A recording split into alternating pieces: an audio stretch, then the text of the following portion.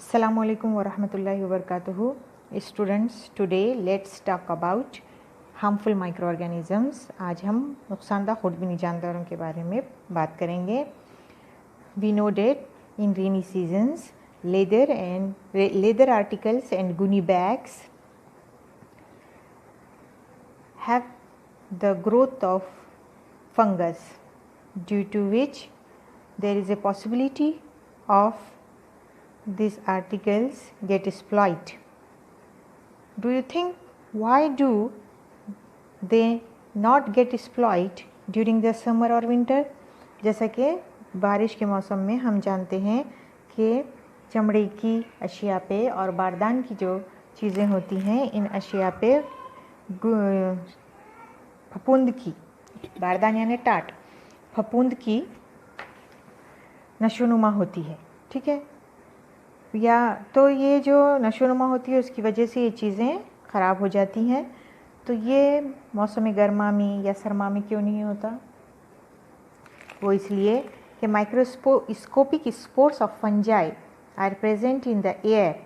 If there is a sufficient moisture, spores germinate on cotton fabric, gunny bags, leather, wooden items, etcetera. The fungal hyphae fibers, hyphae means fibers, penetrates deep into the material to obtain nutrition and to reproduce. This causes the material to wear and become weak.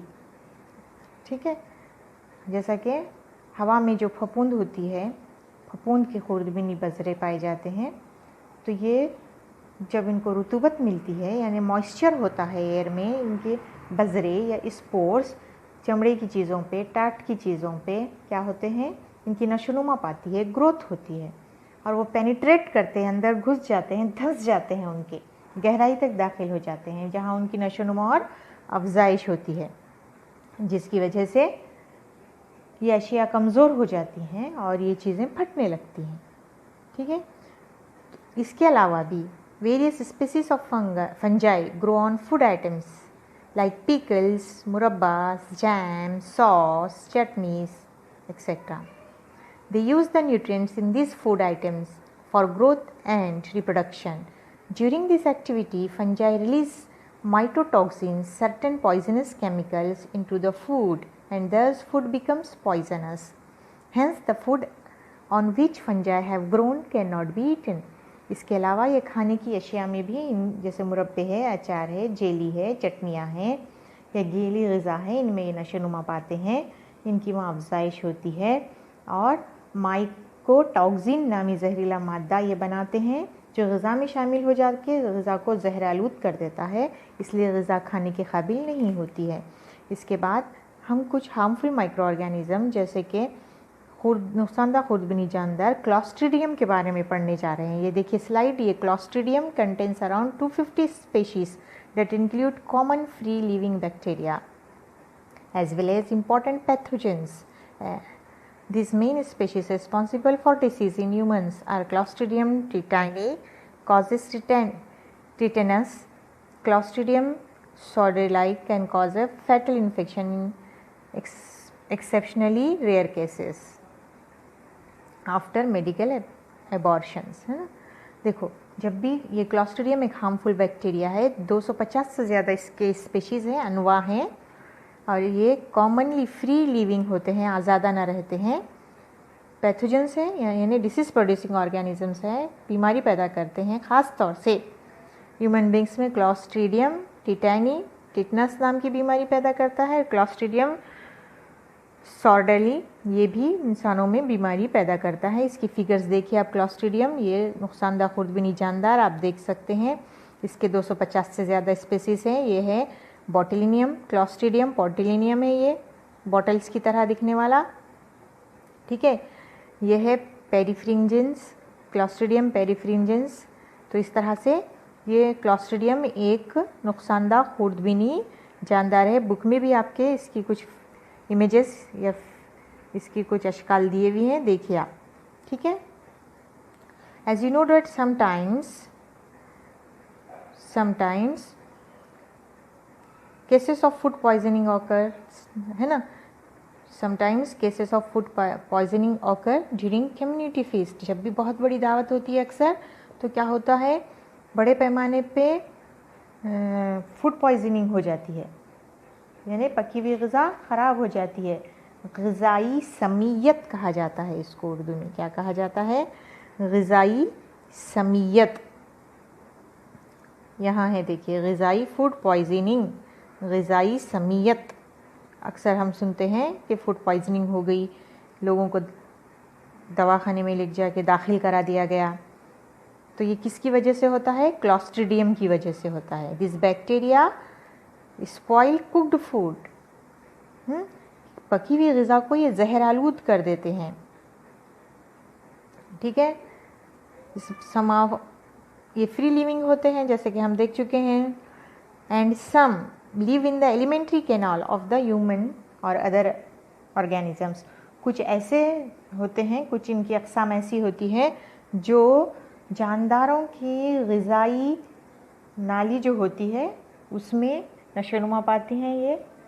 ठीक है, या फिर दूसरे हैवानात की भी ग़िज़ाई नाली में इनकी नशोनुमा हो सकती है।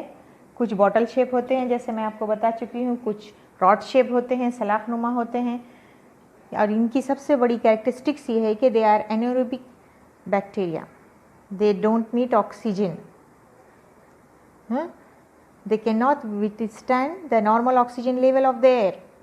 वो ऑक्सीजन जो हवा में है उसके साथ ये सरवाइव नहीं कर सकते, ऑक्सीजन का तनासुब ये बर्दाश्त नहीं कर सकते आम हवा की। ये गैर ऑक्सीजनीन बैक्टीरिया होते हैं।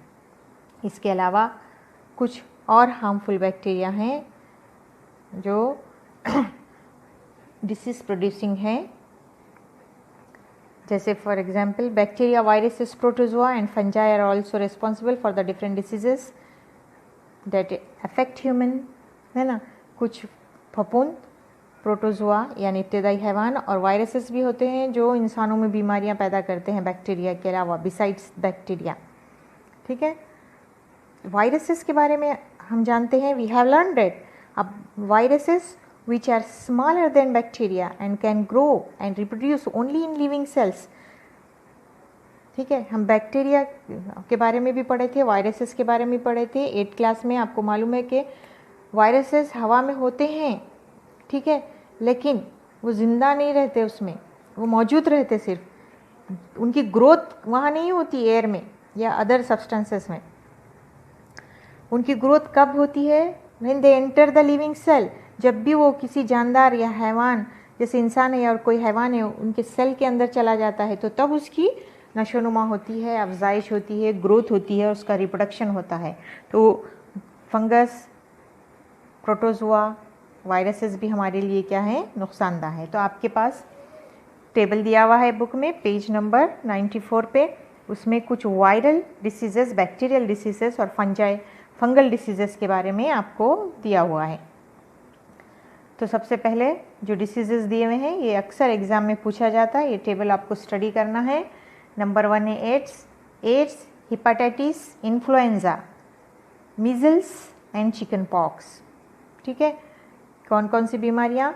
एड्स, यरखान, हेपेटाइटिस यानी यरखान, इन्फ्लुएंजा, फिर उसके बाद है मीज़ल्स एंड चिकन पॉक्स यानी खसरा और छोटी चेचक इनको कहा जाता है उर्दू में। ये वायरल डिसीजेस है और इनका मोड ऑफ इन्फेक्शन भी दिया हुआ है एड्स का। सबसे पहले एड्स, दो food and semen of infected person and milk of mother suffering from AIDS. किससे होता है? इन्फेक्टेड पर्सन के सीमेन से, या कोई माँ अगर बच्चे को दूध पिलाती है, when she feeds a child, तो तब भी ये डिसीज़ फैलती है। इसके कुछ प्रिवेंटिव मेजर्स भी आपको दिए हुए हैं, आप पढ़ लीजिए। हेपेटाइटिस, यरखान, इसके बारे में तो हम सब जानते हैं। कंटेमिनेटेड वाटर एंड फूड, आलूदा ग़िज़ा और पानी से ये फैलता है। तो इसके लिए आपको क्या करना है? Preventive measures, clean and filter water, proper storage of food. आपको साफ़ पानी पीना है, छना हुआ पानी है पीना है, और ग़िज़ा को ढक कर रखना है। इन्फ्लुएंज़ा यानी कांटेक्ट विथ इन्फेक्टेड पर्सन, अगर किसी को है, कोई शख्स इससे मुतासिर है तो फिर जो उसके कांटेक्ट में आते हैं, रब्त में आते हैं, मरीज से रब्त की वजह से होता है।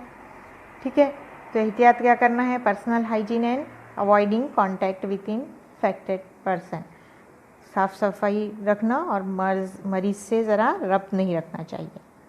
ठीक है, खसरा छोटी चेचक, ये भी वायरल है, ये भी contact on contact it spreads, contact with infected person and personal hygiene, properly cooked meet, यानी आपको पर्सनल हाइजीन मेंटेन करना है और ग़िज़ा को अच्छी तरह पकाकर खाना है। उस तरह आपको कुछ मच्छर से होने वाले डेंगू, ये वायरल डिसीज़ है जो मच्छर इसको फैलाता है ना, इसमें भी आपको cleanness of surrounding, preventive stagnation of water, mosquito control, पानी को जमा नहीं होने देना चाहिए, मच्छरों की तादाद पे काबू रखना, ख़त्म करना, साफ़ सुथरा रखना चाहिए। उसके बाद बैक्टीरियल डिसीजेस दिए हुए हैं, निमोनिया, लिप्रेसी, खोलेरा, ये बैक्टीरियल डिसीजेस है।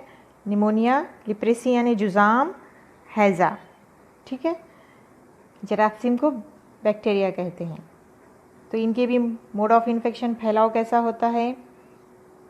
निमोनिया बैक्टीरिया से, droplets spread in air by infected person, कोई निमोनिया का मरीज़ अगर on sneezing, if he sneezes, अगर वो छींकता है तो उसके ड्रॉपलेट्स निकलते हैं, बारीक बारीक बूंदे पानी की हवा में शामिल हो जाती हैं और ये जो जरासीम है वो स्प्रेड हो जाते हैं।